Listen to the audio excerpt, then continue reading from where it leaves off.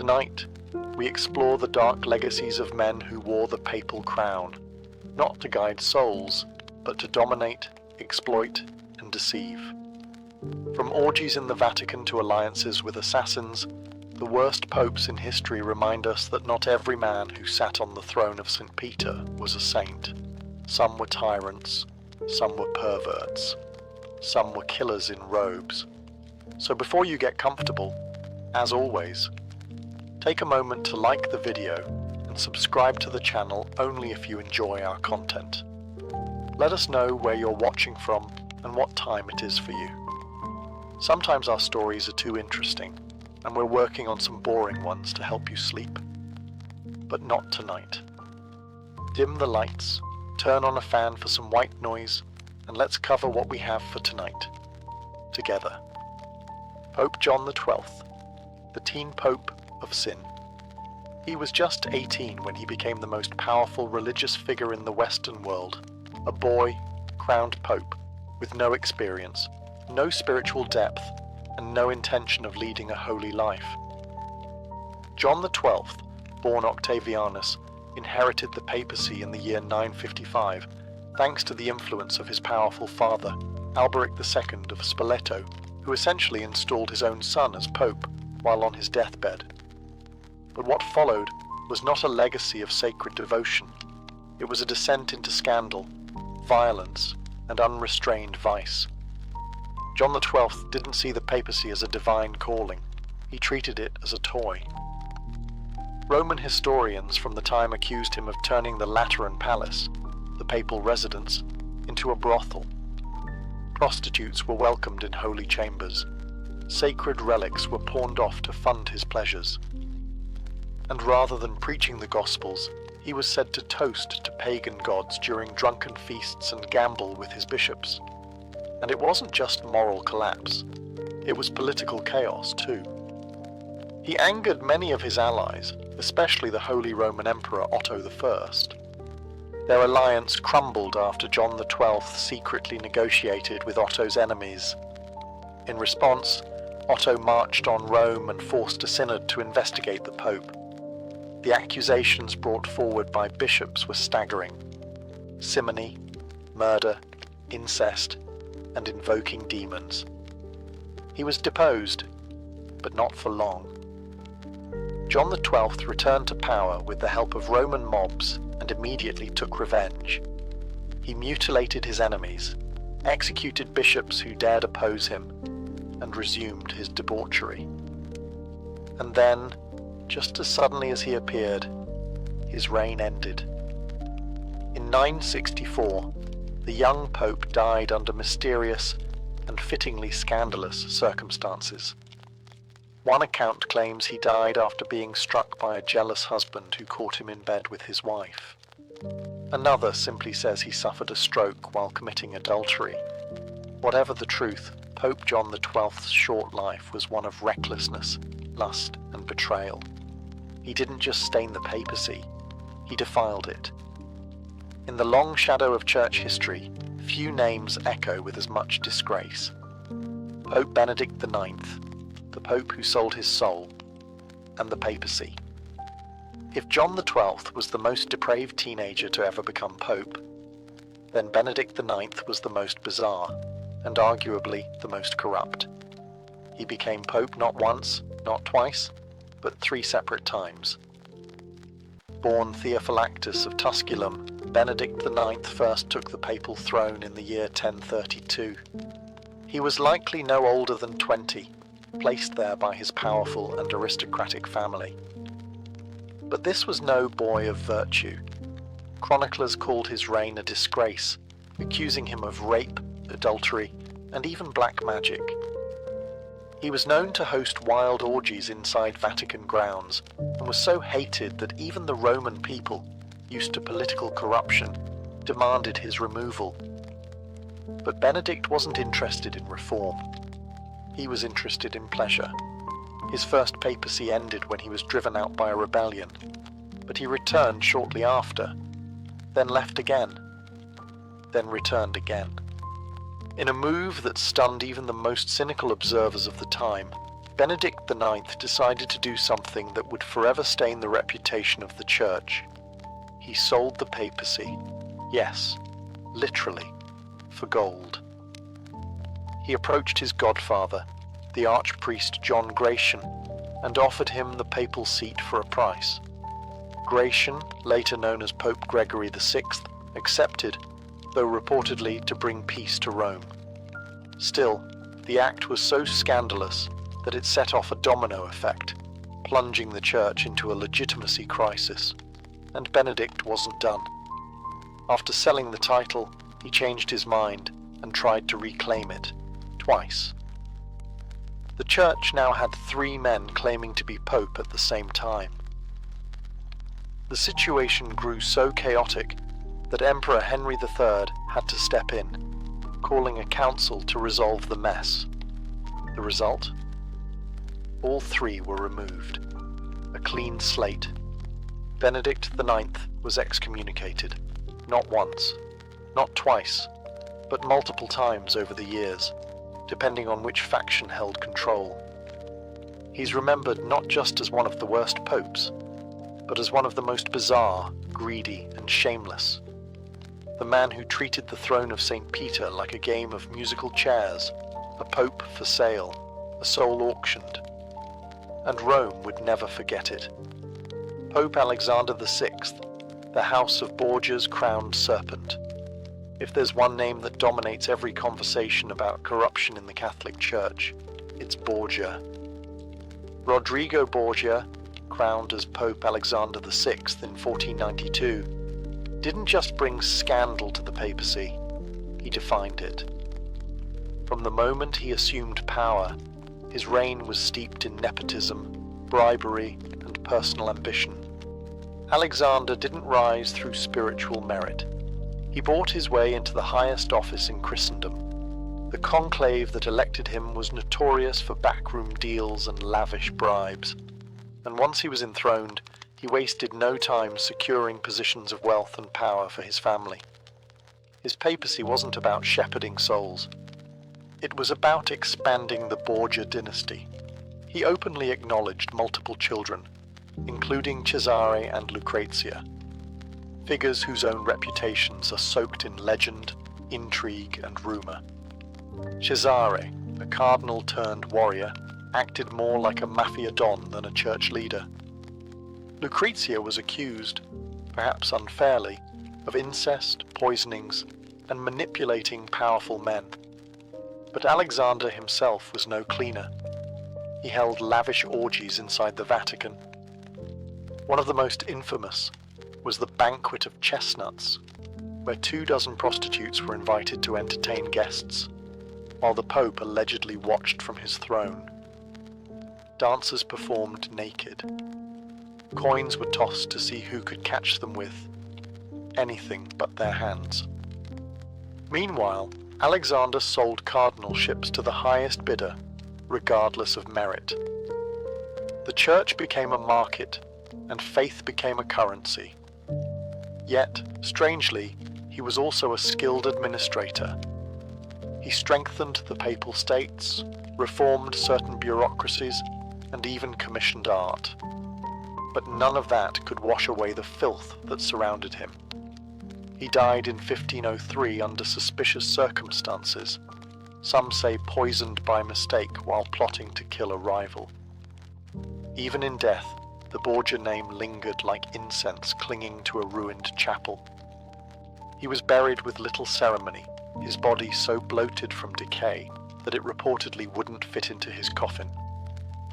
To this day, Pope Alexander VI is remembered as the most scandalous pope in history. He didn't just defile the sanctity of the Church, he weaponized it. Under his rule, the Vatican became a throne room of ambition, lust, and whispered deaths. Pope Stephen VI, the Cadaver trial. Some papal scandals stain the Church with greed, others with lust, but what Pope Stephen VI did was so macabre, so surreal, it bordered on the theatrical. It's remembered today as the Cadaver Synod, a trial unlike any other in history. The year was 897. Rome was in chaos, torn between rival factions. And Stephen VI, a pope placed in power by the powerful Spolitan family, wanted revenge on his predecessor, Pope Formosus. But there was one problem. Formosus was already dead. So Stephen had his decomposing corpse dug up from its tomb, dressed in full papal regalia, and dragged into the Lateran Basilica to stand trial. Yes, a dead pope, seated on a throne, propped up by attendants, was placed on trial for alleged crimes. The charges? Perjury, violating canon law, and unlawfully ascending to the papacy. A deacon was assigned to speak on behalf of the corpse, answering Stephen's shouted accusations while the audience looked on, horrified.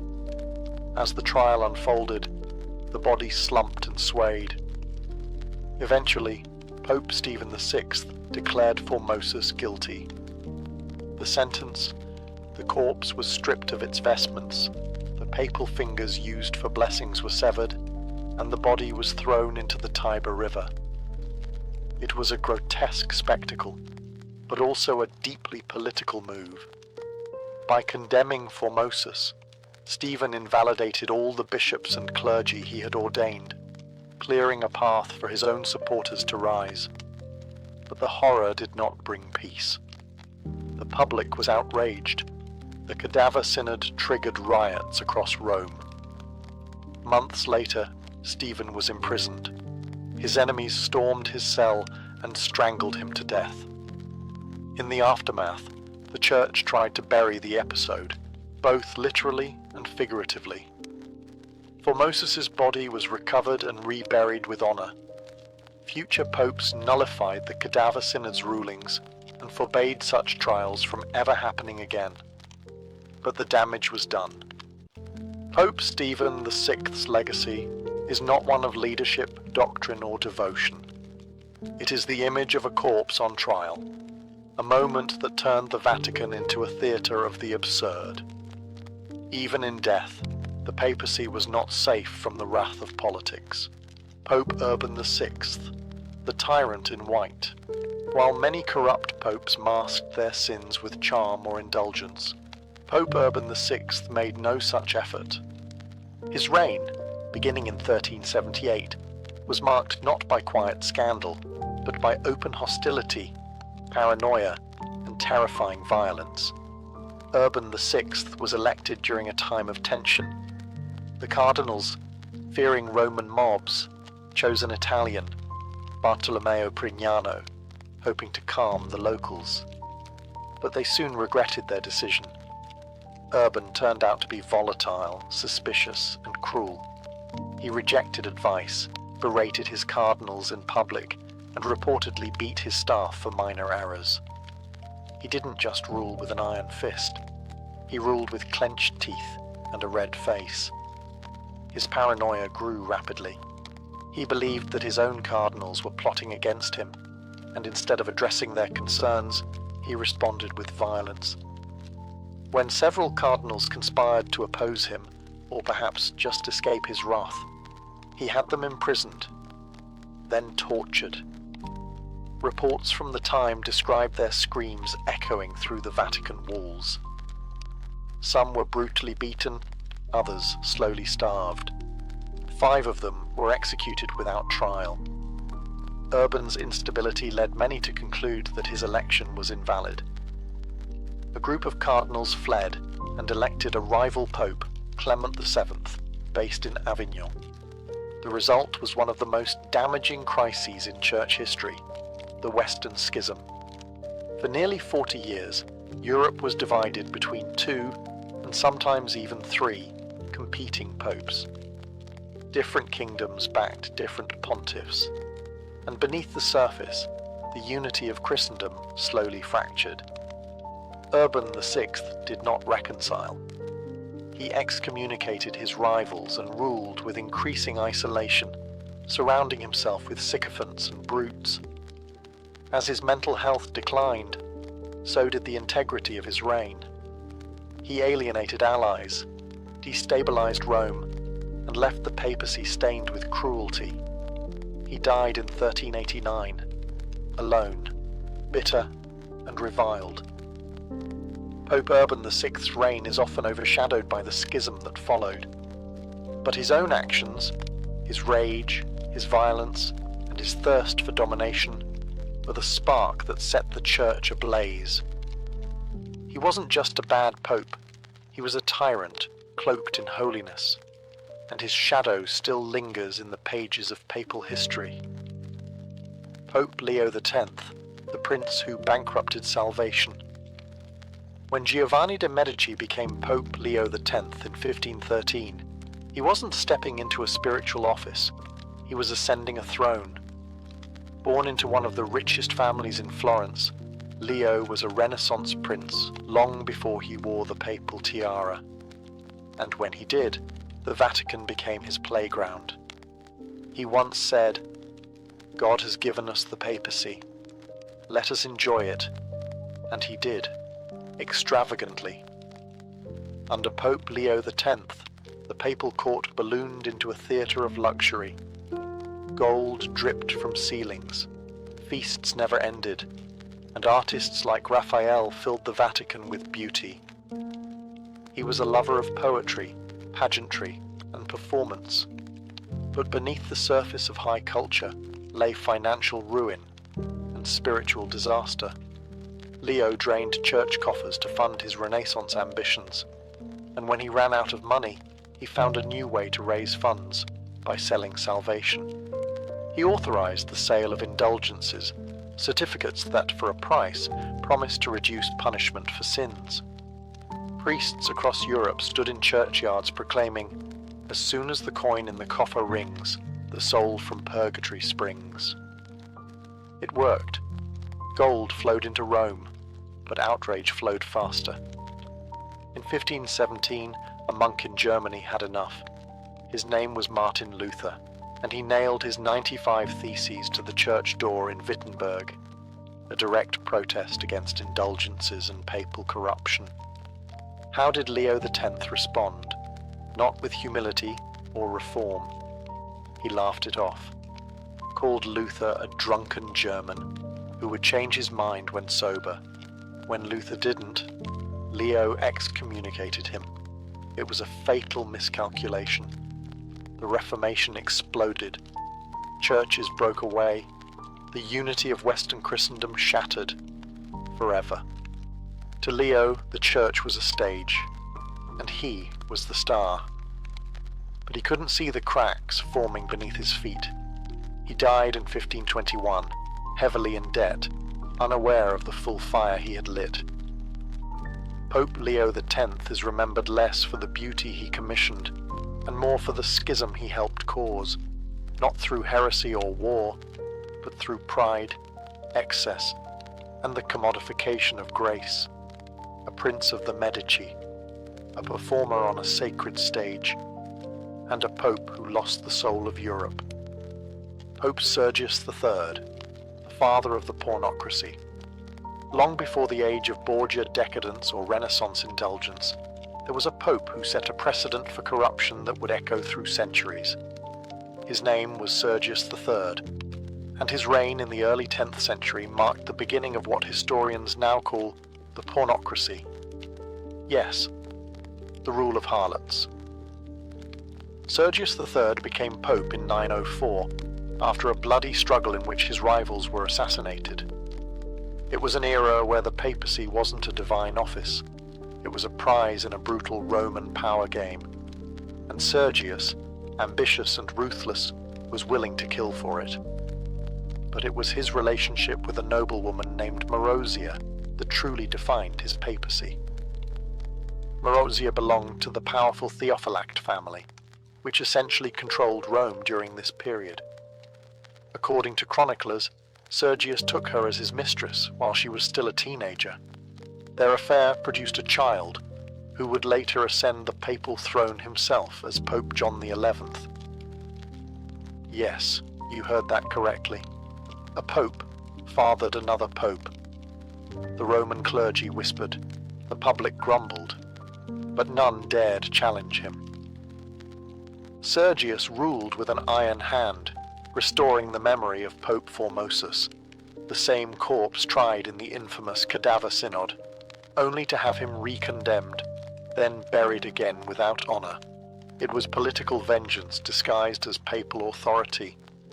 He filled the Curia with his supporters, sold church offices, and presided over what was arguably the most morally bankrupt period in papal history. While the Vatican should have been a beacon of spiritual leadership, it became a den of incestuous alliances and backdoor deals. The holiest office in Christendom had become a family business for Rome's elite. Under Sergius, the foundations of papal dignity cracked. He died in 911, still in power, still feared, but never revered. Pope Sergius III isn't as well known as the Borgias or the Medici popes, but his reign marked the beginning of nearly 60 years where the papacy was controlled by one Roman family, through seduction, manipulation, and bloodline. He was the father of the pornocracy, a pope not just corrupted by power, but entwined in a legacy of lust and hereditary sin. Pope Boniface VIII, the pope who declared himself God on earth. When Pope Boniface VIII rose to power in 1294, he inherited a papacy in crisis. His predecessor had resigned, a rare and humble act. Boniface, however, was the opposite of humble. He saw the papal throne not as a burden of service, but as a throne of domination. He famously declared, "I am Caesar, I am emperor." But it was his bull Unam Sanctum that truly captured the scale of his ego. In it, Boniface claimed that submission to the Pope was absolutely necessary for salvation. He placed himself above kings, above emperors, above everyone. He believed that not only did he rule the Church, but all of Christendom.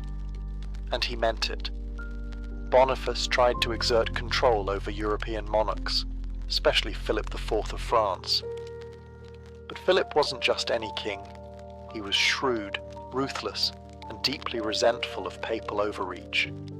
When Boniface issued edicts interfering with French taxation of clergy, Philip responded with accusations, heresy, immorality, and even witchcraft. What followed was unprecedented. In 1303, a group of armed men, led by a French ally, stormed the papal residence in Anagni. They slapped the Pope across the face, a literal blow to papal authority. For 3 days, Boniface was held prisoner, humiliated by the very monarch he had tried to dominate. Though he was eventually freed, the damage was done. Boniface VIII died shortly after, either from illness or, as some say, rage and humiliation. But his downfall didn't stop there. Years later, his body was exhumed by enemies who claimed it reeked of sulphur, a symbolic gesture accusing him of damnation. And when Dante Alighieri wrote the Divine Comedy, he placed Boniface in the 8th circle of hell, the place reserved for corrupt churchmen. Pope Boniface VIII is remembered as the man who pushed papal arrogance to its breaking point. He saw himself as the ultimate ruler, but in trying to become a god among men, he nearly destroyed the respect for the papacy altogether. His story is a cautionary tale. When sacred power is wielded without humility, it becomes tyranny cloaked in divinity. Pope Innocent III, the crusader of blood and fire. Don't be fooled by the name. Pope Innocent III was anything but innocent. Crowned in 1198, he was one of the most powerful popes in history, and one of the most dangerous. Unlike other corrupt pontiffs who indulged in personal pleasures, Innocent pursued power on a global scale. His weapon wasn't gold or women, it was holy war. Under his rule, the papacy became an empire of swords.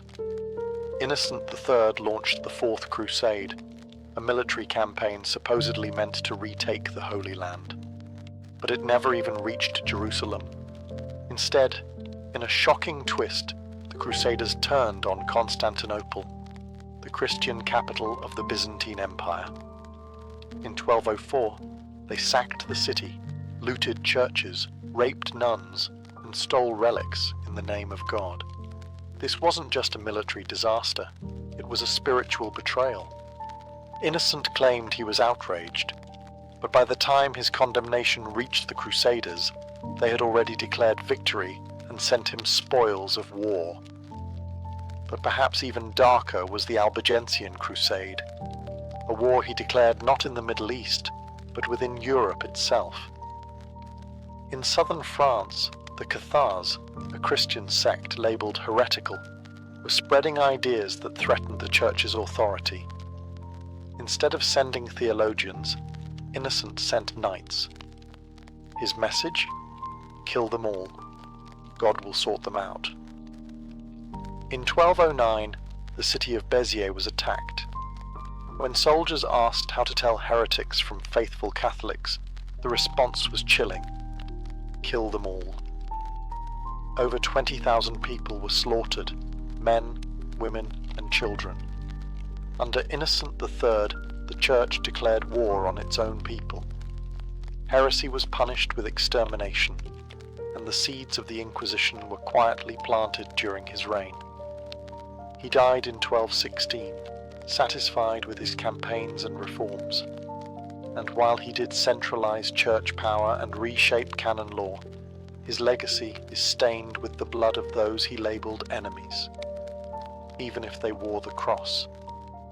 Pope Innocent III didn't just rule the church, he weaponized it, and his crusades, launched under banners of purity and salvation, remain among the darkest blots on Christian history. Long ago, where the sands of Iraq now stretch silent and bare, there stood a city unlike any other, Babylon, ancient, proud, and humming with life. It was a city of ziggurats and priests, of kings and scribes, of empires rising beneath stars that watched quietly from above. And at its heart, so the story goes, bloomed a garden that should not have been. The Hanging Gardens of Babylon. A wonder, they called it. A paradise not sprawled across fields but suspended in the air, layered in ascending terraces, each one bursting with colour and life. Towering palms, fragrant myrrh, vines that curled and draped like green waterfalls. Water, the very essence of life, flowing through stone channels and trickling down walls, feeding fruit trees that should never have thrived in that dry, blistering heat. To stand before it, they said, was like seeing a mountain made of gardens, a man-made Eden that rose up from the earth and challenged the very laws of nature, a miracle of engineering, a triumph of imagination, one of the 7 wonders of the ancient world. But here is the question that haunts historians, archaeologists, and dreamers alike. Did it really exist? There are no Babylonian tablets that mention it, no inscriptions, no ruins we can point to and say, here it stood. All we have are the accounts of later Greek and Roman writers, like Strabo and Philo of Byzantium, who described the gardens with awe, but from a distance of centuries. Could something so grand, so seemingly impossible, have simply vanished? Or worse, have never been there at all? And yet, the legend endures. Perhaps it's because the story is too beautiful to let go. The idea that in a sun-scorched empire of dust and conquest, a king might build something purely for love, a garden for his homesick queen, who longed for the green hills of her native land. That image has never left us. It lingers in poems, in paintings, in whispered hopes that somewhere beneath the ruins, roots still sleep in silence. The Hanging Gardens may be lost, or never real, but the mystery? The mystery is very much alive. To understand the gardens, We must first understand the city said to cradle them, Babylon. Situated along the Euphrates River in what is now modern-day Iraq, Babylon wasn't just a city, it was a statement. Massive walls wide enough for chariots to race atop, towering temples, the famed Ishtar Gate, glazed in deep blue and adorned with golden lions and dragons. Babylon was the jewel of Mesopotamia, the pride of the Neo-Babylonian Empire, and at its center stood King Nebuchadnezzar II, the man most often credited with building the Hanging Gardens. He reigned in the 6th century BCE, a master builder and conqueror who transformed the city into an architectural marvel. Under his rule, Babylon became a city of unprecedented scale, filled with temples, palaces, and ziggurats that reached skyward like mountains of mud brick and faith. But among the stone and ceremony, one story stands apart. A tale whispered by later Greek historians that Nebuchadnezzar had married a woman from the distant forested land of Media, possibly Queen Amytis, and that she, homesick for the green hills of her childhood, found only flat desert and endless dust in Babylon. So, the king built her a garden. Not just a courtyard or a grove, but a structure so vast and intricate that it seemed to hang in the air, layered like the hills she missed. An offering of greenery in a land of fire, a gift of love wrapped in engineering. This version of the story is deeply romantic, almost too perfect, and yet it persists. Greek historians such as Strabo and Diodorus Siculus described the gardens centuries later, writing of terraces stacked like steps to heaven, of irrigation systems lifting water from the river to the highest levels. They wrote with confidence, even though they had never seen the gardens themselves. So, was this a real architectural marvel, or the ancient world's most enduring fairy tale? In a city as ambitious as Babylon, ruled by a king who reshaped landscapes, it's not hard to believe he might attempt such a feat.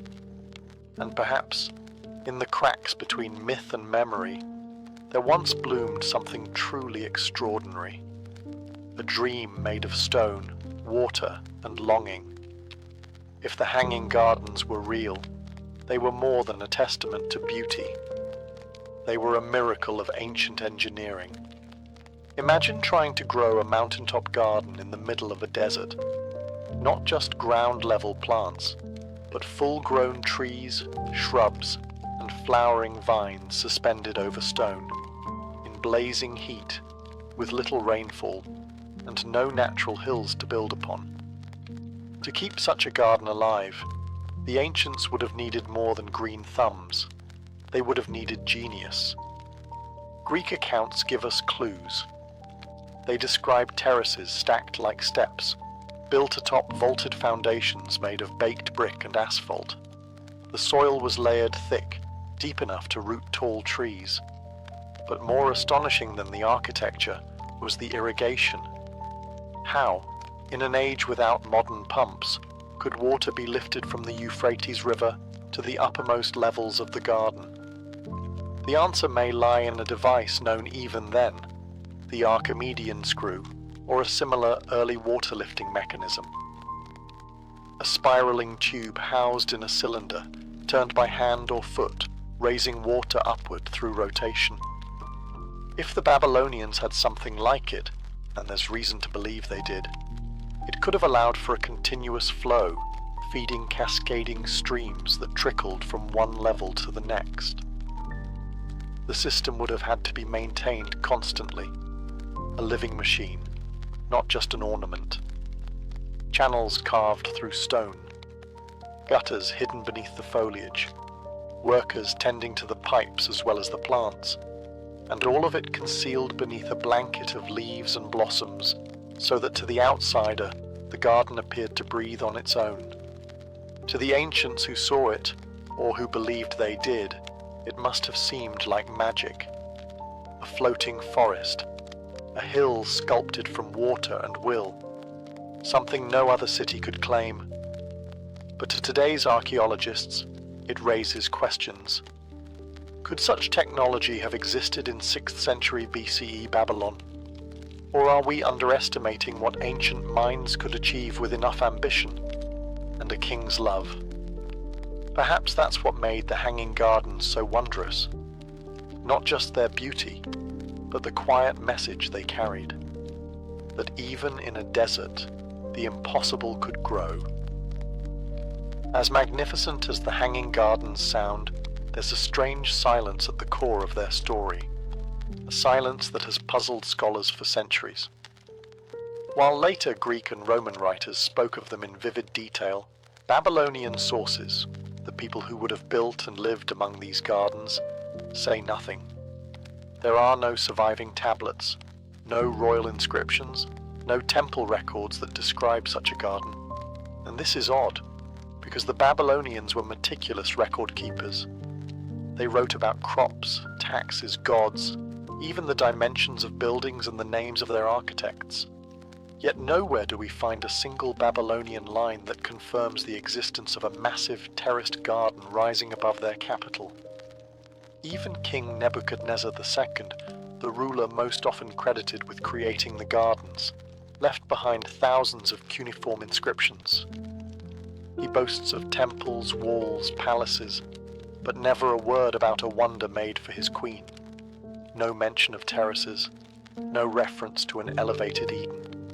And that silence matters. If the gardens had truly existed in the heart of Babylon, why would their creator omit them from the long list of his achievements?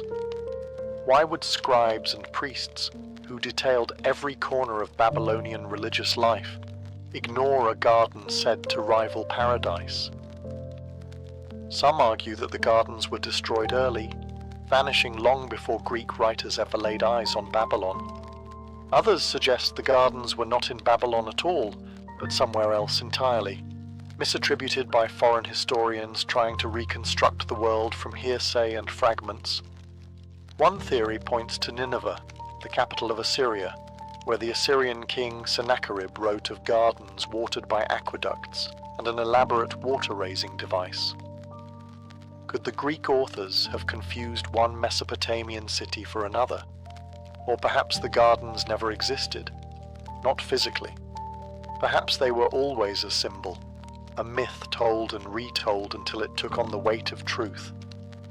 A fantasy of paradise built in the mind of a faraway writer, meant to impress, to inspire, to astonish.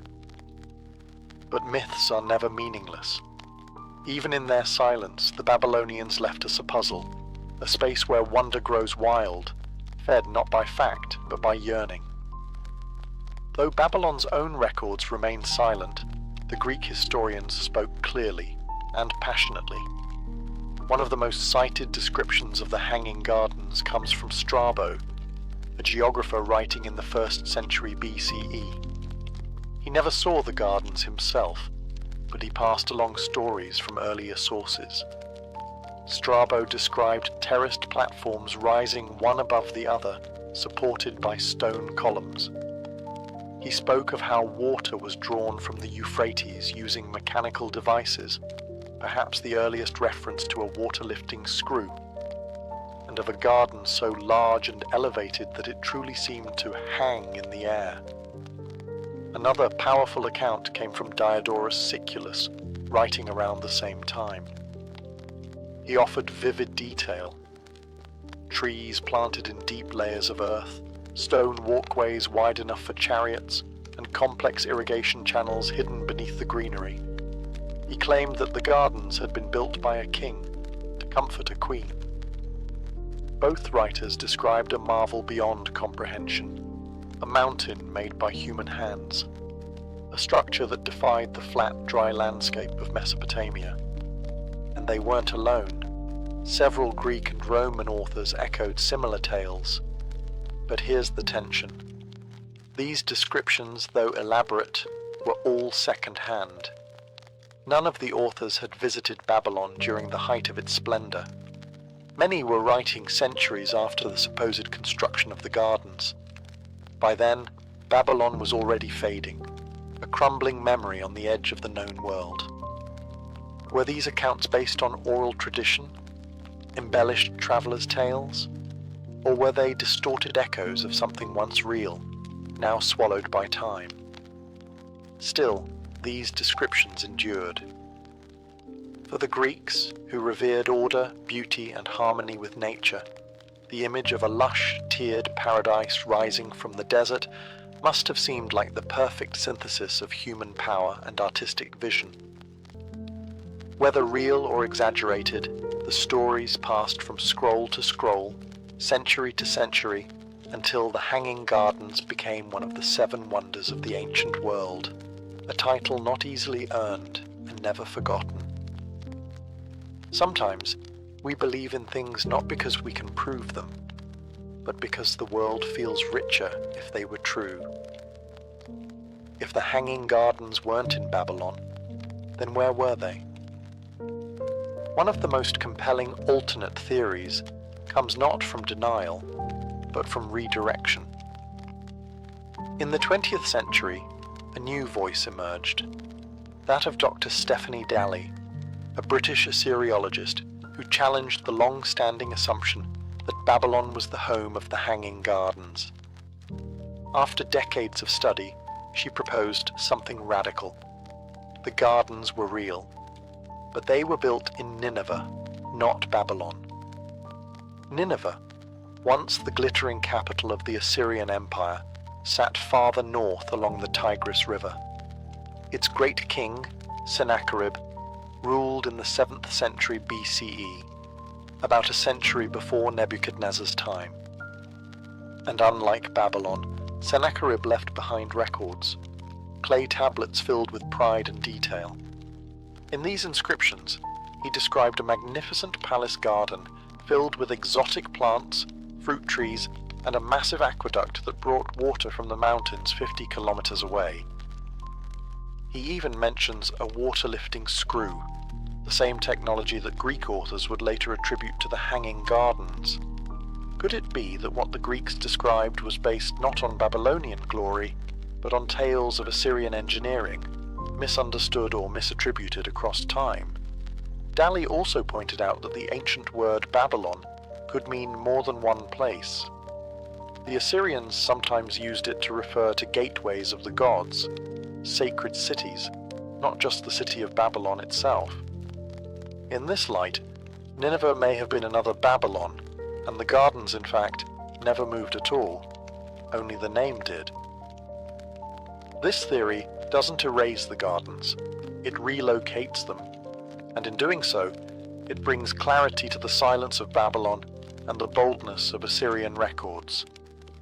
It suggests that the wonder was not imagined, just misunderstood.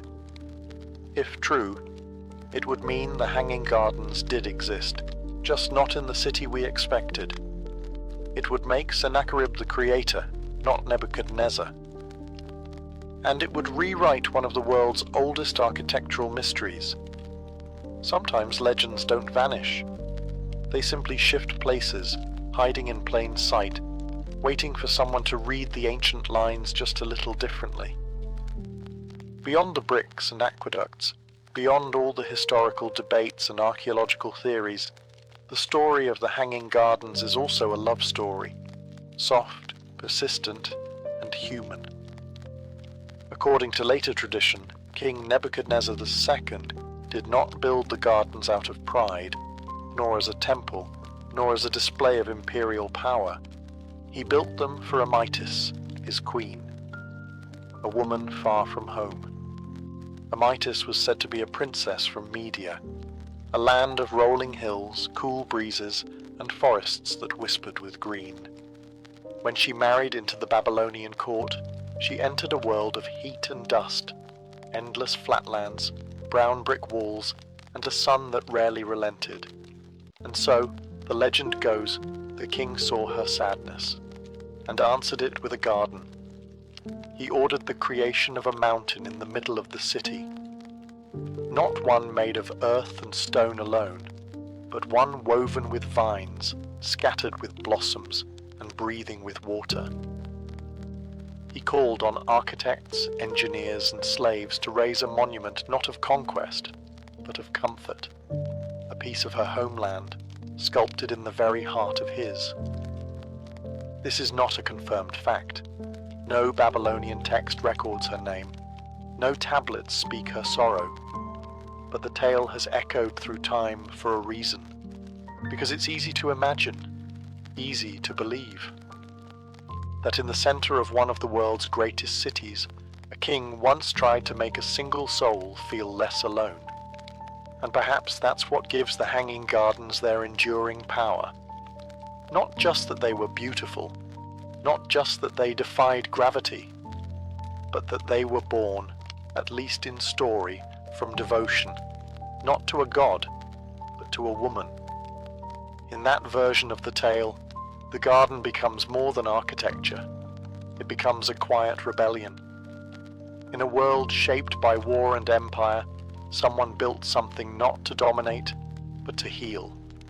Stone by stone, leaf by leaf, drop by drop. Even if the gardens never existed, the love that built them still does. If the Hanging Gardens were once real, where did they go? Great wonders often fall not with a crash, but with a whisper, slowly, quietly, over generations. Time doesn't just erase buildings, it buries them in silence. And Babylon, once the jewel of Mesopotamia, was no exception. The city endured centuries of conquest and decay. After the fall of the Neo-Babylonian Empire, it passed into the hands of the Persians, then the Greeks, then the Parthians. Each ruler left a mark, but none maintained the splendor that Nebuchadnezzar had built. Babylon's bricks were torn down to construct new cities. Earthquakes and erosion took their toll.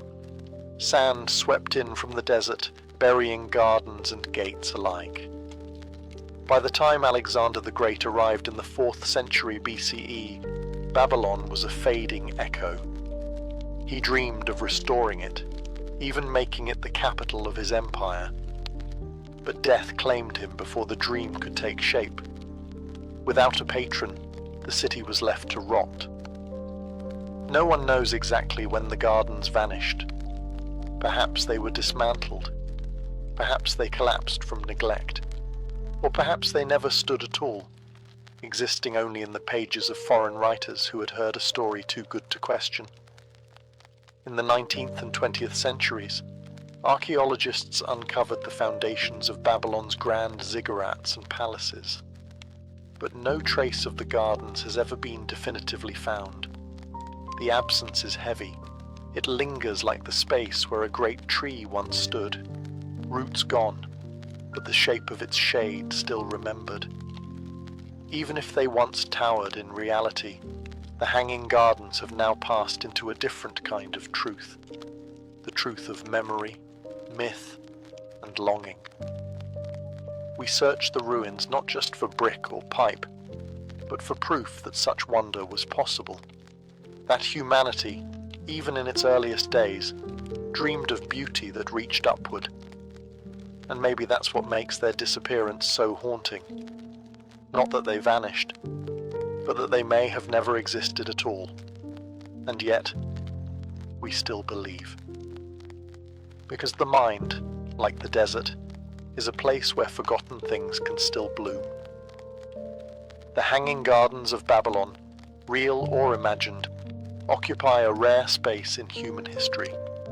We have no stones, no carvings, no ruins to stand before, and yet they remain one of the most vivid and beloved wonders of the ancient world. Why? Because some wonders live not in earth and mortar, but in the imagination.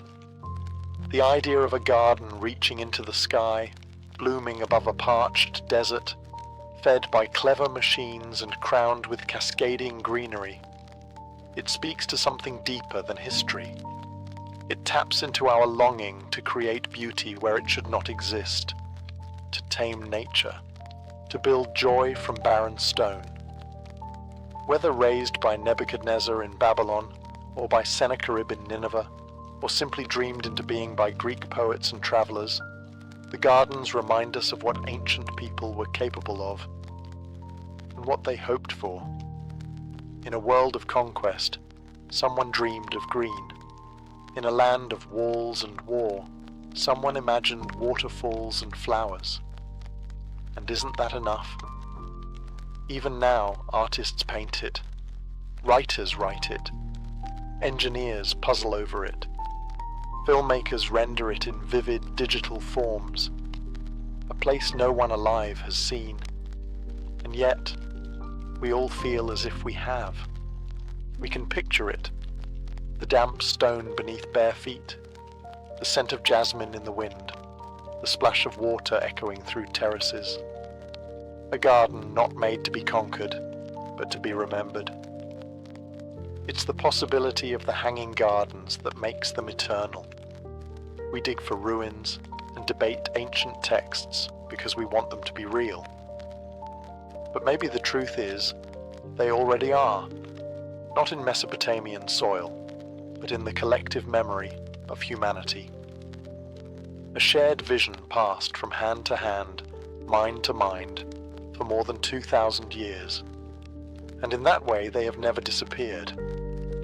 They hang still, not above Babylon, but above us all, suspended in time, blooming in silence, rooted in wonder, and sometimes, late at night, when the world grows quiet, we remember. Even in the hottest deserts of history, something green once grew. Before coins jingled in pockets and bills changed hands at markets, there was a time when humanity had no money, yet trade still flourished. It was a world of barter, where goods and services were exchanged directly. A farmer with a surplus of grain might trade it for fish from a nearby river. A skilled potter could swap bowls and jugs for woven cloth. It was a system built on mutual need. But bartering had its limits. Imagine this. You're a shepherd with 3 goats and you want salt. You find someone with salt, but they have no need for goats. The deal falls apart. This is known as the coincidence of wants, the challenge of finding someone who both has what you want and wants what you have. In small villages, where everyone knew one another, this was manageable. But as communities grew into cities, and cities into kingdoms, bartering became clumsy, slow, and impractical. The next step was to find something that could stand in for value, something that could be agreed upon by everyone, durable, portable, and ideally scarce. Early societies began to lean on objects that were easy to measure and hard to fake. Sometimes that meant using livestock. A goat might be worth 2 chickens or 10 measures of grain. In other cultures, it meant salt. In fact, the word salary comes from salarium, the Latin term for the salt rations paid to Roman soldiers. Other societies turned to tools and weapons, polished axe heads in the Stone Age, or bronze blades in ancient China, not necessarily to be used, but because they held clear value and could be exchanged. These were not yet money in the form we know today, but they were a bridge between barter and currency. They allowed people to assign abstract value to physical goods, and more importantly, they introduced the idea of value being stored and passed along. Before coins, before numbers stamped on silver discs, there was a far more ancient truth. People have always needed ways to trust each other in trade. And currency, in its earliest form, was simply a promise, carved not in paper or metal, but in human need. As human societies expanded and bartering grew too complex, a quiet transformation began. Communities started to adopt objects of agreed value, not because they were useful, but because everyone agreed they were valuable. This was the birth of proto-currency, the first stepping stones toward money as we know it. One of the earliest and most widespread forms was the cowrie shell. Small, smooth, and pearly white, These shells came from the Indian and Pacific Oceans. They were naturally beautiful, hard to counterfeit, and easy to carry. Cowries began to appear across vast regions, from Africa to China, used in trade, tribute, and even dowries. In some African kingdoms, large bags of cowries were stored in royal treasuries like modern bank vaults. In ancient China, bronze imitations of cowries were cast and circulated like coins. But cowries weren't alone. In ancient Mesopotamia, people used measured silver, not coins, but weighed lumps, for trade.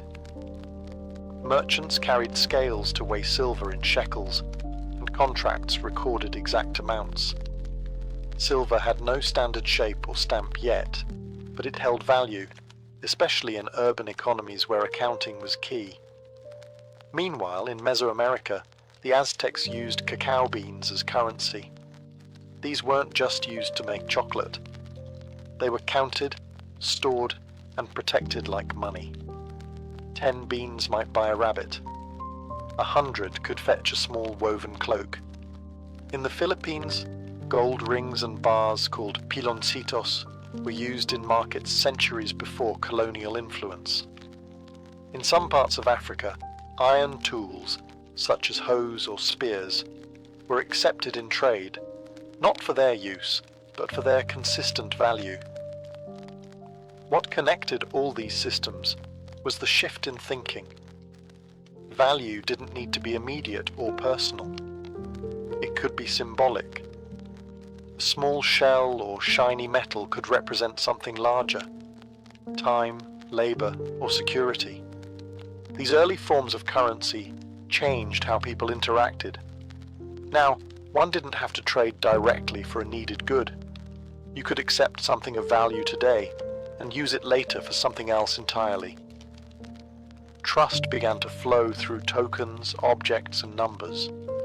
Money was no longer about survival. It had become a language, spoken in cowries, beans, and bars of silver. As trade networks expanded and civilizations grew, so too did the need for more reliable and standardized forms of money. Trusting in cacao beans, cowries, or weighed silver worked, but only up to a point.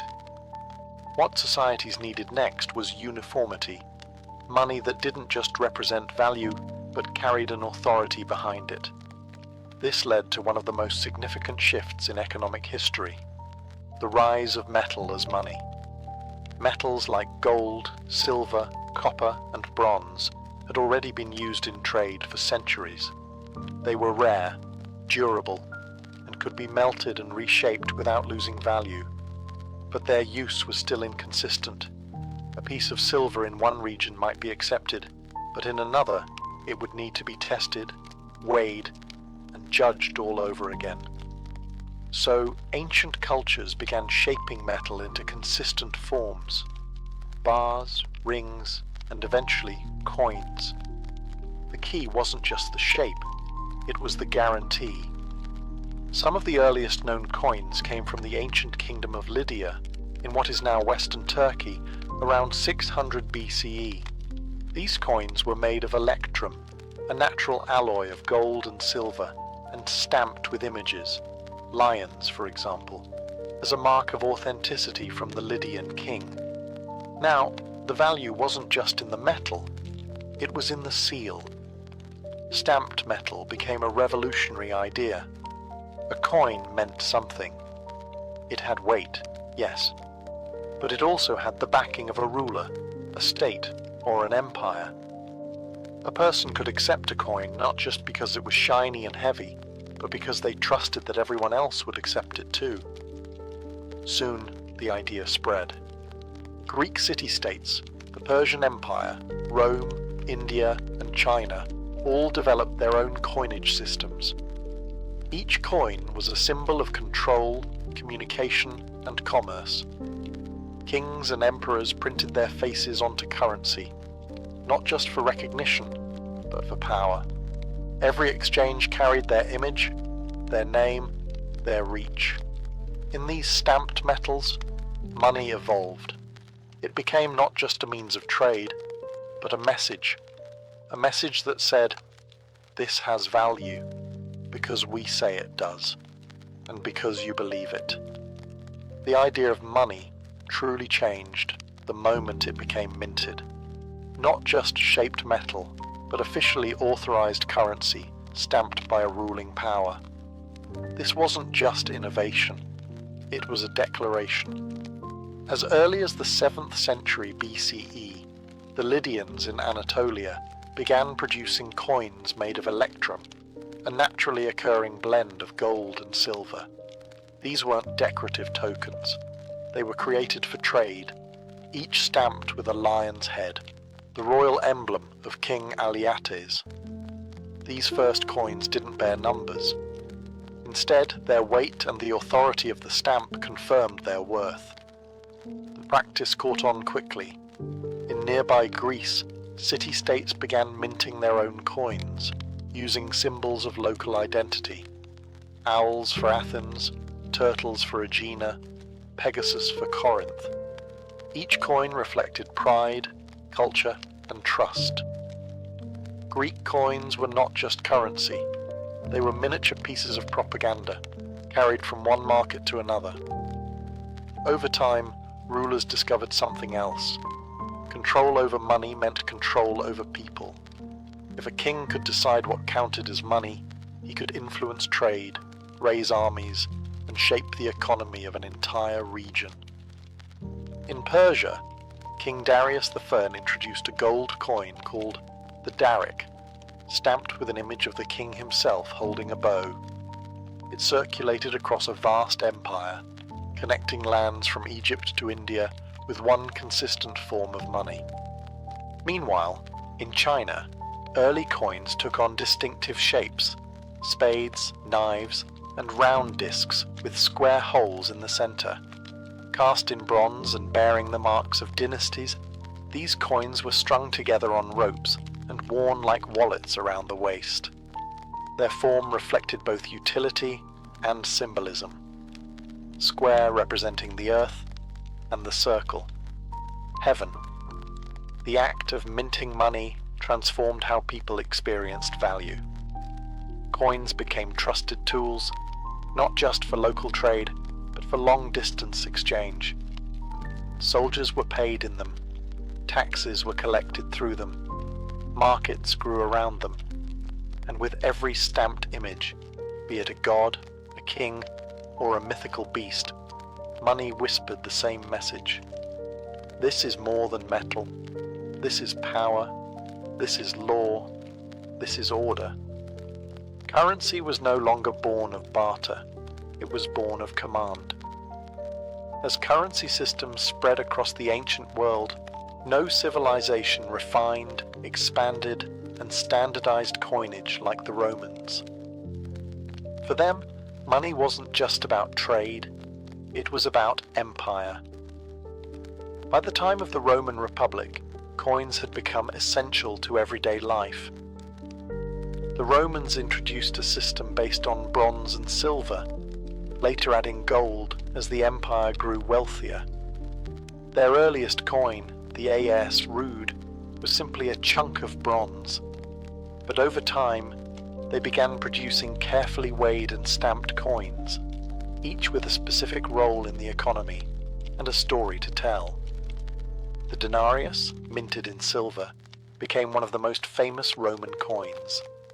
It was used for military salaries, civic payments, and trade across the empire. On one side, a Roman symbol, a god, a figure of victory, or a scene of conquest. On the other side, the face of the emperor. In this way, coins became political tools. Every transaction was also a moment of propaganda. The emperor's image placed directly into the hands of his people.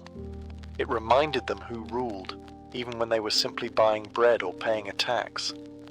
But Roman currency wasn't just powerful, it was complex. The empire used different metals, values, and mints scattered across regions. As Rome expanded, it absorbed the monetary systems of other cultures, reissuing local currencies under Roman authority. This brought consistency and order to trade from Britain to Judea.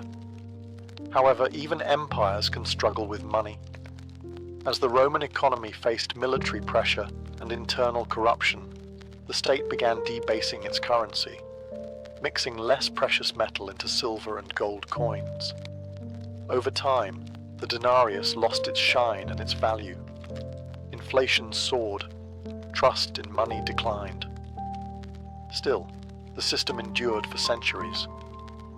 Roman coins travelled farther than Roman legions, showing up as far away as India and Scandinavia. They weren't just instruments of commerce, but symbols of Roman influence, carried in pockets, buried in hoards, lost in riverbeds. And when the empire fell, the coins remained, artifacts of a civilization that understood one simple truth. If you can control the coin, you can shape the world it flows through. While Rome was forging its empire through minted silver and bronze, the ancient civilizations of Asia were building their own rich histories of currency, often just as innovative, and in some ways far more enduring. In China, the evolution of money took a unique path. Early forms weren't round. They were shaped like tools, spade money, knife money, and later, bell-shaped coins. These reflected practical symbols of value, agriculture and labor. But as the need for standardized trade grew, the Chinese began producing round coins with square holes in the center. These could be strung together on cords, 1,000 coins tied in a loop, carried on a belt, or hidden in walls for safekeeping. The square hole wasn't just functional. It held cosmic symbolism. Round represented heaven, and the square symbolized earth, uniting the two in every transaction. These coins were typically made of bronze and marked with inscriptions declaring their origin, often tied to the emperor or the dynastic era. But unlike in Rome, where coins constantly changed with each new ruler, Chinese coinage stayed remarkably consistent in shape and style across centuries. In this continuity, there was stability. Further south and west, India developed its own early currency system. As far back as the 6th century BCE, small silver pieces called punch-marked coins were in circulation. They were irregular in shape, stamped with symbols like suns, elephants, or hills, not faces. These coins spoke of nature, religion, and power in a land where trade connected silk routes to seaports. Meanwhile, the vast network known as the Silk Road stretched across Asia, linking China, Central Asia, Persia, and the Mediterranean. Along it flowed silk, spices, porcelain, and money. Coins of Chinese emperors, Roman Caesars, and Persian kings all passed hand to hand, crossing deserts and mountains, carried by merchants, monks, and caravans. In the East, currency wasn't just about spending, it was about philosophy, stability, and identity. Coins became part of rituals, of offerings, of ancestral worship. Some were never meant to be used, only buried, burned, or gifted. And while empires rose and fell, the coins remained, quiet messengers from the past, whispering across centuries in the language of value. By the time metal coins had been circulating for over 1,000 years, another revolution was quietly unfolding, not in the West, but in China. There, among merchants, scholars, and dynasties, a new idea began to take root. Money didn't have to be heavy. It could be written. The first known use of paper money dates back to the Tang dynasty, around the 7th century CE. Initially, it wasn't official currency, just promissory notes issued by wealthy merchants and trusted lenders. Travelers across long distances found it easier to carry paper receipts than bags of bulky coins. The idea was simple. Instead of hauling silver, you carried a note promising payment in silver, backed by a reliable source. It wasn't long before the government took notice. By the 11th century, during the Song dynasty, China began issuing the world's first government-backed paper currency, known as jiaozi. These notes were printed with official seals, expiration dates, and intricate patterns to prevent counterfeiting. They were lighter, easier to transport, and incredibly efficient for large-scale trade. This invention came centuries before paper money appeared anywhere else in the world. While Europe still clinked with metal, China was trading with slips of ink stamped mulberry bark. But paper money brought new risks. Coins had intrinsic value. They were made of metal that could be melted or repurposed. Paper, on the other hand, was only valuable because the government said it was. This required an entirely new kind of trust, not in gold, but in the promise behind the paper. Inflation became a danger.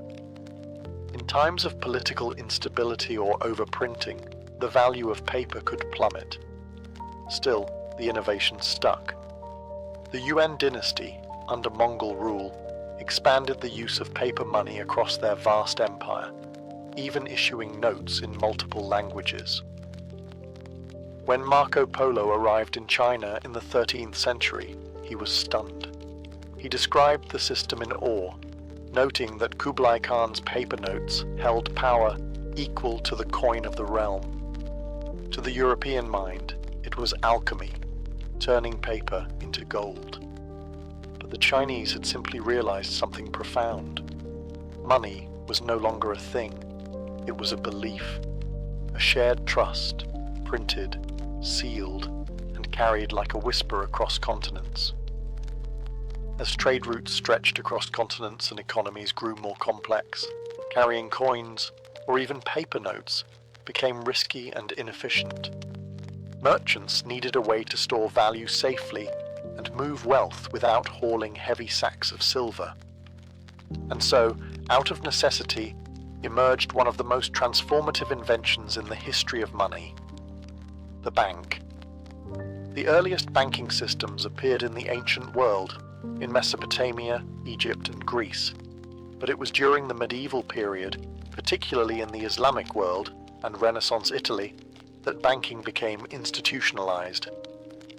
In bustling cities like Baghdad, Cairo, and later Venice and Florence, wealthy merchant families began offering credit, loans, and deposit services. A trader in Cairo could deposit gold with a banker, receive a written note of credit, and then redeem it weeks later in Damascus, a system remarkably similar to modern checks. The most powerful of these institutions were not kings or priests, but families like the Medici, who financed voyages, wars, and empires. They didn't just store money, they moved it, multiplied it, and controlled it. At the core of this new system was a radical idea. Money did not need to exist physically at all times. You could have a promise, a ledger entry, and that alone could be traded, borrowed against, or invested. With that came the concept of credit, the trust that someone would repay their debt in the future.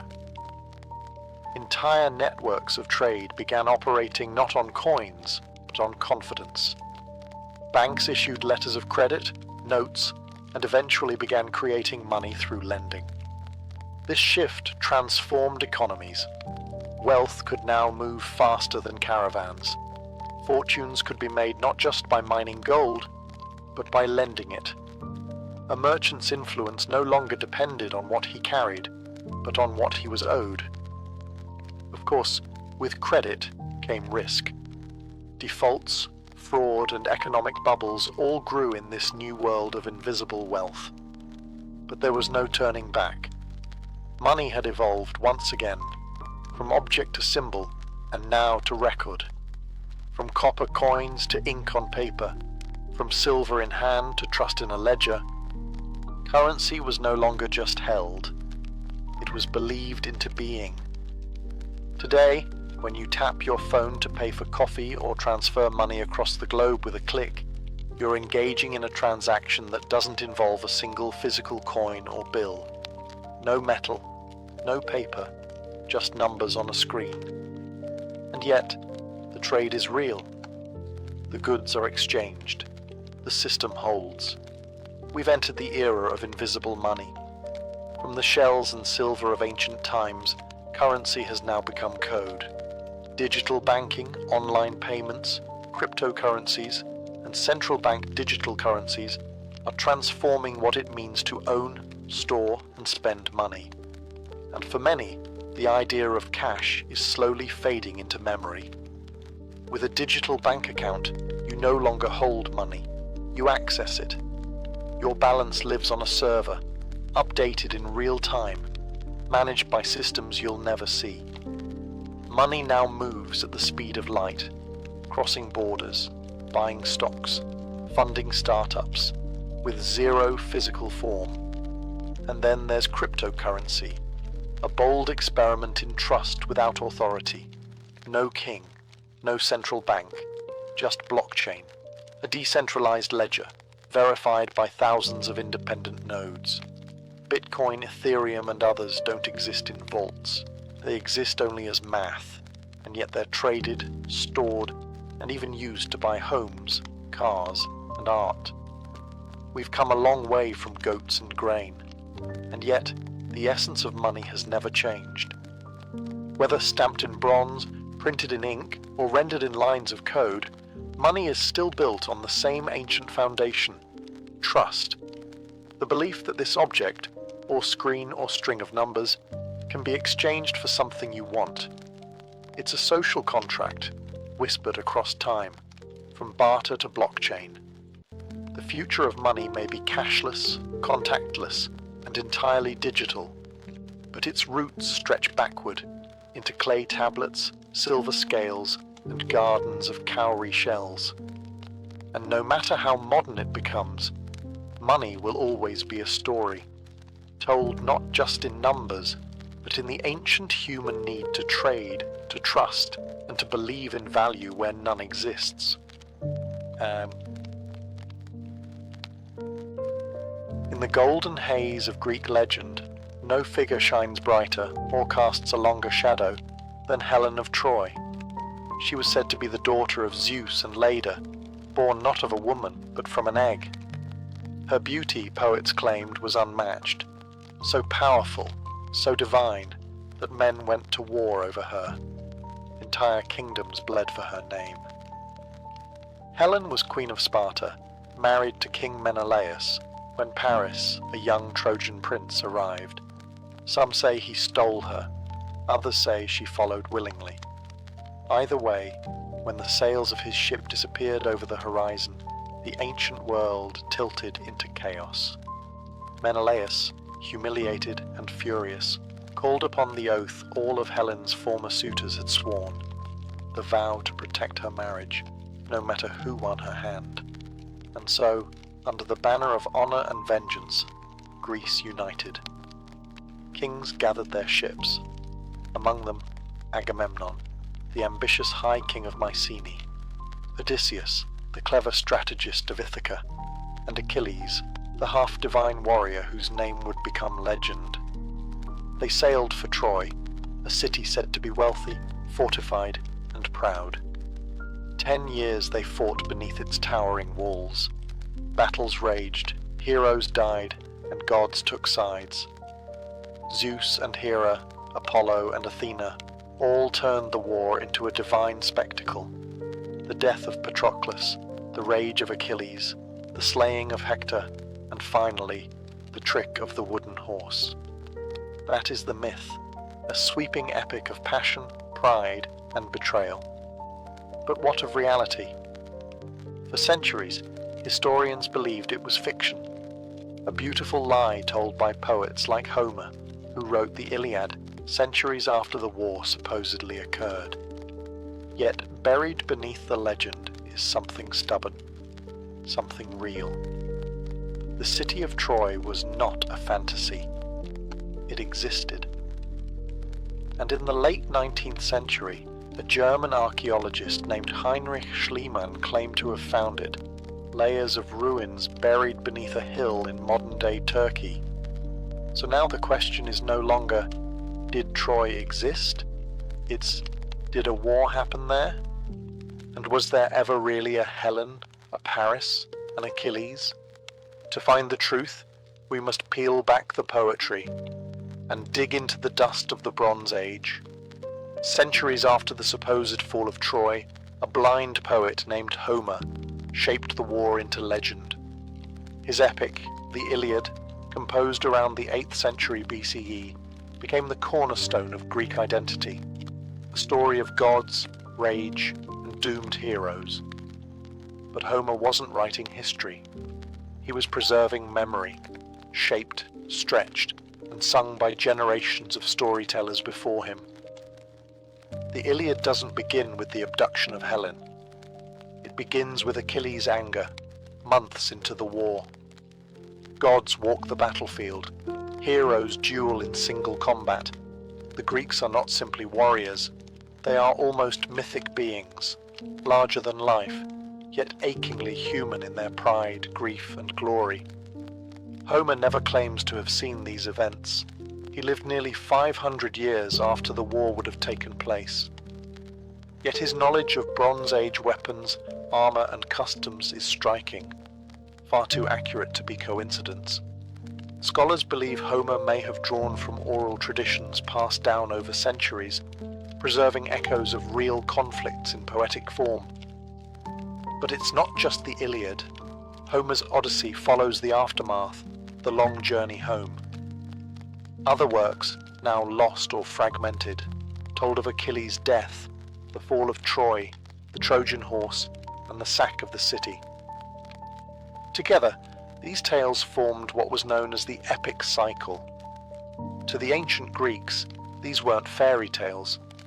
They were ancestral memory, a record of a heroic age when gods mingled with men and the fate of nations turned on the honor of a single warrior. The Trojan War became a cultural anchor. Every city-state wanted a piece of it. Kings claimed descent from its heroes. Poets retold the story again and again. But was Homer describing history? Or had centuries of storytelling transformed a local skirmish into a cosmic tragedy? That's the mystery. And it leads us to a quiet hill in modern-day Turkey, where stone, ash, and buried walls may still hold a sliver of the truth. Because sometimes, the line between myth and memory is as thin as a poet's breath. For centuries, Troy was believed to be a myth, a fabled city born from Homer's imagination. But in the late 19th century, a man named Heinrich Schliemann set out to prove otherwise. Driven more by passion than formal training, Schliemann believed the stories were rooted in truth. Guided by Homer's texts, he identified a mound in northwestern Turkey, known as Hisarlik. To the casual eye, it was just a hill. But beneath its surface, layer by layer, lay the buried remains of ancient cities. Not just one Troy, but several. Schliemann began to excavate with urgency, and at times, recklessness. He dug deep, past Roman and Hellenistic ruins, until he reached what he believed was the true Troy. There, he claimed to discover Priam's treasure, a collection of gold jewelry and artifacts, which he dramatically declared belonged to the king of Troy himself. He even adorned his wife in them for a photograph, a romantic but highly controversial move. Modern archaeologists later found that Schliemann had dug too deep. The layer he identified dated back to around 2500 BCE, far too early to be the Troy of Homer. But above it, in layer 6 and 7, were cities from the late Bronze Age, around 1300 to 1200 BCE, precisely the era when the Trojan War was said to have occurred. These layers revealed fortified walls, large towers, and signs of destruction by fire. In layer 7, archaeologists found evidence of arrowheads, slingshots, and collapsed buildings, signs of siege or warfare. Could this have been the city that faced the wrath of Mycenaean Greece? Not all scholars agree. Some suggest the destruction was due to an earthquake or a civil conflict rather than an invading army. Others argue the war, if real, was a smaller conflict later expanded into legend. Still, the city at Hisarlik is now widely accepted as the historical Troy, a powerful settlement that controlled trade routes between the Aegean and the East. A city worth fighting for. So perhaps the war was real. Perhaps not as Homer told it, but real enough to inspire 3,000 years of story.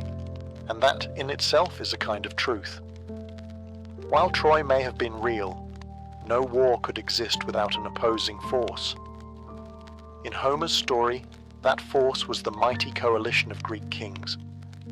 But in historical terms, they would have come from the Mycenaean civilization. The Mycenaeans were the dominant power of mainland Greece during the Late Bronze Age, from roughly 1600 to 1100 BCE. They left behind massive palaces, written records, and rich tombs filled with weapons, gold, and art. The most famous of these palaces sat atop a hill in Mycenae, the supposed seat of King Agamemnon, the man who led the Greek forces to Troy. Unlike Homer's tales of honor and fate, Mycenaean society was pragmatic and militaristic. Their palaces were built like fortresses. Their warriors were buried with armor and swords. Their art depicted war chariots, sieges, and soldiers in formation. These were not the loose confederations of later classical Greece. They were centralized kingdoms, run by powerful rulers and an administrative elite. And they weren't isolated. Mycenaean pottery has been found across the eastern Mediterranean, in Egypt, the Levant, and yes, even near Troy. They were traders and seafarers, but also raiders and conquerors. They likely competed for influence and control of coastal cities and key trade routes, especially in western Anatolia, where Troy stood.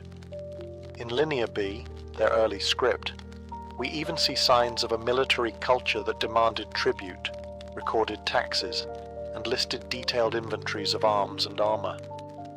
Though the script offers no mention of a Trojan War, it reveals a world where such a conflict wouldn't have been unusual. So, what if the war wasn't over Helen at all? What if it was about control, of trade, of sea lanes, of influence in the East? A real Mycenaean expedition against a rich rival city like Troy wouldn't need gods and romance to justify it. All it would take was power, ambition, and timing. Perhaps the Greeks did sail across the Aegean. Perhaps they laid siege to a city with high walls. And perhaps that story was passed from mouth to mouth, growing with each retelling until it sang of heroes. To understand the Trojan War, we must step into the minds of the people who told it and believed it. The Greeks of the archaic and classical periods didn't separate myth from history the way we do today. To them, the stories of Achilles, Hector, Odysseus, and Helen weren't just entertainment. They were echoes of a heroic past, a golden age when gods walked among men and fate was etched into stone by divine hands. In the Iliad, the gods don't merely observe the war, they participate. Aphrodite protects Paris. Athena guides Achilles. Zeus balances the scales of fate. This divine intervention wasn't a literary device, it was a worldview. The gods were seen as real forces, emotional, unpredictable, and deeply entwined with human affairs. Yet beneath the gods and prophecies are human stories of rage, pride, vengeance, and grief. Achilles isn't just a warrior. He's a young man wrestling with loss and the cost of glory. Hector isn't merely Troy's champion. He's a father and husband who knows he's fighting a war he cannot win. These characters feel alive, precisely because their struggles are timeless. So, Where do these figures fall on the spectrum between history and myth? There's no archaeological evidence for Achilles or Helen, no records of a king named Priam or a prince named Paris. But some names, like Alexandros, another name for Paris, do appear in ancient Anatolian texts. And the concept of warrior chiefs, feuding kings, and shifting alliances certainly fits the late Bronze Age world. What seems likely is this: the war, if real, was fought by people who would have looked very different from Homer's heroes, less like demigods in gleaming bronze and more like gritty warlords fighting for territory, tribute, or revenge. But over time, the memory of their struggle became something more. It was told and retold, not just to preserve fact, but to shape identity. For the Greeks, the Trojan War became a mirror, reflecting their values, fears, and dreams. In that way, myth does something history can't. It feels true, even when it isn't. And that is why it endures. If there is one moment from the Trojan War that echoes louder than all others, it is this: the fall of Troy. And at the heart of it lies the most famous trick in Western storytelling, the Trojan horse. According to Homer's later commentators, and told most fully in Virgil's Aeneid, the Greeks, unable to breach Troy's mighty walls after 10 long years, devised a cunning ruse. They pretended to sail away, leaving behind a giant wooden horse as a supposed offering to the gods. The Trojans, weary from war and eager to believe it was over, brought the horse inside the city gates as a trophy. That night, as the city slept, Greek soldiers hidden within the horse emerged, opened the gates, and let in the returning Greek army.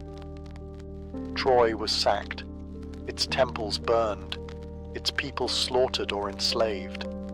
Priam, the king, was cut down, and the once mighty city was reduced to rubble, a tragic end to a proud civilization.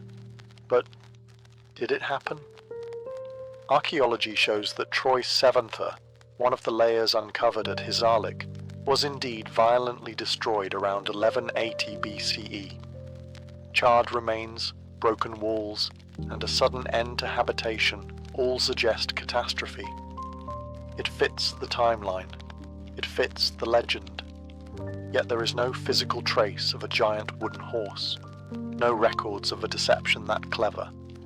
It may have been a poetic invention, a metaphor for betrayal, or a dramatic flourish added by later poets to give the story its unforgettable climax.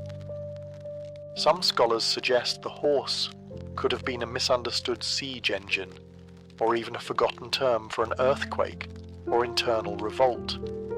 Others believe it never existed at all, that it was a story crafted for symbolic power rather than factual truth. But whether myth or metaphor, the fall of Troy represents something more: the collapse of a world. In the decades following Troy's destruction, many great Bronze Age cities, from Mycenae to Ugarit, also fell. Trade routes broke down, languages vanished, civilizations crumbled. The Trojan War may have been the last great chapter of a fading age, and the horse, whether real or imagined, became the door through which that ancient world stepped into legend. The fall of Troy didn't end the story. In fact, for many ancient audiences, it was just the beginning. The aftermath of the war echoed through the ancient world like a long, sorrowful chord. Homer's Odyssey follows Odysseus, who wandered for 10 years after the war, facing monsters, witches, and the wrath of Poseidon. His journey became a tale of endurance, longing, and the cost of victory. Other heroes met darker fates. Agamemnon, the great king who led the Greeks, was murdered by his wife upon returning home. Ajax took his own life after being dishonored. Menelaus returned to Sparta with Helen, but their reunion, according to some accounts, was cold and distant. And then there was Aeneas, a Trojan prince who, according to Roman mythology, escaped the burning city with his father and young son. His journey, told by the Roman poet Virgil in the Aeneid, took him across the Mediterranean, through storms and battles, until he arrived in Italy. There, he was said to be the forefather of Rome itself. This wasn't just a story, it was political mythology. By claiming descent from the Trojans, the Romans tied their empire to the age of heroes, suggesting their civilization rose not from barbarians, but from survivors of a sacred past. In this way, the Trojan War became more than a Greek legend. It became pan-Mediterranean memory. Every culture wanted a connection to Troy, whether as victors, victims, or inheritors.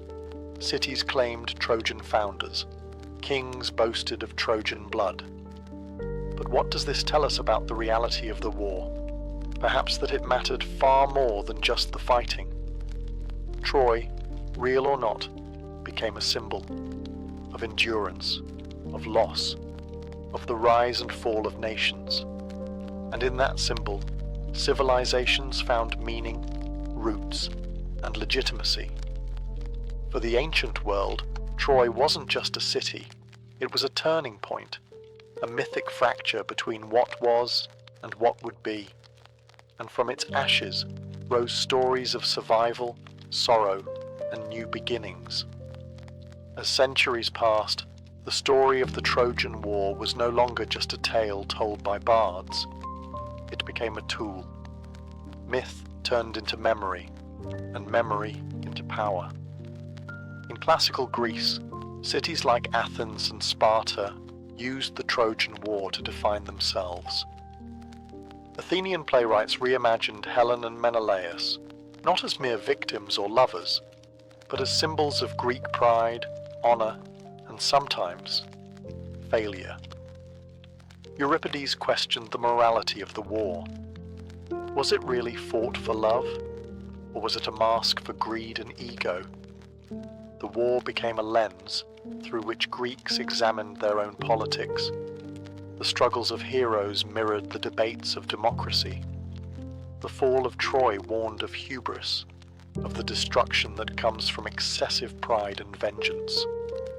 Later, during the Roman Empire, the myth was reshaped again. Rome claimed descent not from the Greeks, but from the Trojan survivors, casting themselves not as the descendants of conquerors, but as the noble victims who rose from tragedy. Julius Caesar claimed to trace his lineage to Aeneas, and by extension to Venus herself.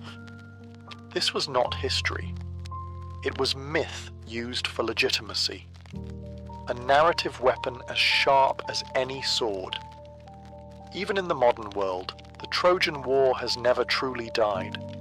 Artists, writers, and filmmakers have retold it again and again, each time reshaping it to reflect new values. Achilles becomes a tragic anti-hero. Helen is seen not as a passive beauty, but a woman caught in forces beyond her control. Paris, once romantic, becomes cowardly. Odysseus, clever and cold. The story evolves. It bends to fit the moment. But every retelling keeps one thing constant. Troy, that burning city by the sea, that dreamscape of love and loss, of pride and ruin. And so, myth becomes more than a tale. It becomes a mirror, reflecting back not what happened, but what each generation needs to believe. Whether fact, fiction, or something in between, the Trojan War remains not because it's proven, but because it's felt. A tale told in every age, to remind us what it means to fight, to fall, and to be remembered. In the end, when we ask whether the Trojan War really happened, we're not just seeking facts. We're chasing something more ancient, more human, meaning. We may never know for certain if Helen truly walked the towers of Troy, or if Achilles fought beneath its walls. No clay tablet names him. No grave has yielded a shield of divine bronze.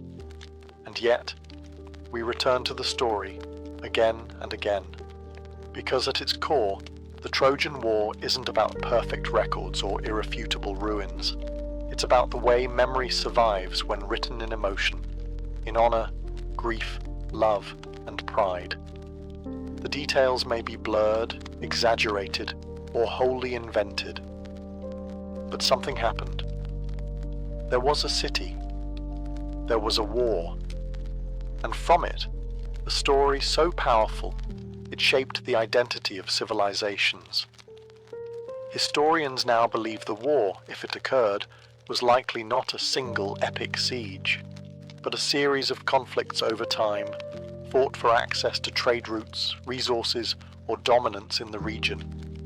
Troy may have fallen not from a wooden horse, but from fire and time, yet the myth refuses to vanish. That's because the truth of Troy lives in two places.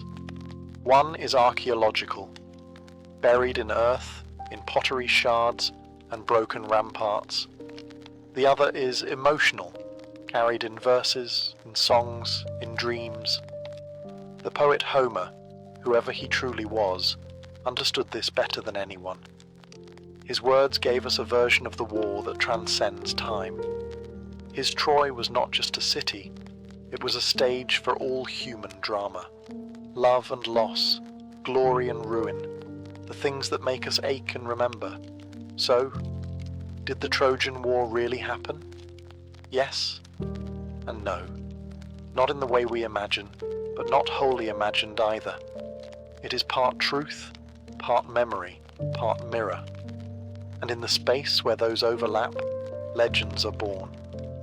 Troy may have burned, its walls may have crumbled, but its story endures, not because it is perfect, but because it still speaks to the fire we carry inside.